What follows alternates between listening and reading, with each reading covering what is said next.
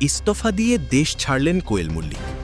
এ সময় কোয়েলকে মাথা নিচু করে এয়ারপোর্টে হাঁটতে দেখা যায়। কিছুটা মন খারাপ করে গোপনে দেশ ছাড়েন এই অভিনেত্রী। নিজে সোশ্যাল মিডিয়াতেও প্লেনের ছবি ও আবেগঘন মুহূর্তের ছবি পোস্ট করেছেন। তবে কি আর কোনোদিন দেশে ফিরবেন না কোয়েল মল্লিক?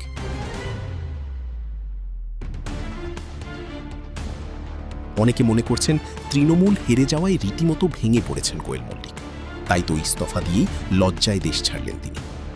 এর আগে অবশ্য কোয়েল মল্লিকের সঙ্গে অপ্রীতিকর ঘটনা ঘটেছে। কোয়েল মল্লিক ও তার বাবাকে পচা ডিম ছুঁড়ে মেরেছে জনগণ, এমনকি চোর চোর স্লোগান দিয়ে তাড়িয়ে দেওয়া হয়েছে। এসবই মেনে নিতে পারেননি কোয়েল মল্লিক, তাই তো কিছুটা অভিমানী দেশ ত্যাগ করলেন তিনি। কবে আবার ফিরবেন দেশে তাও অজানা। তো কোয়েলকে নিয়ে আপনার কি মন্তব্য অবশ্য কমেন্ট করে জানান।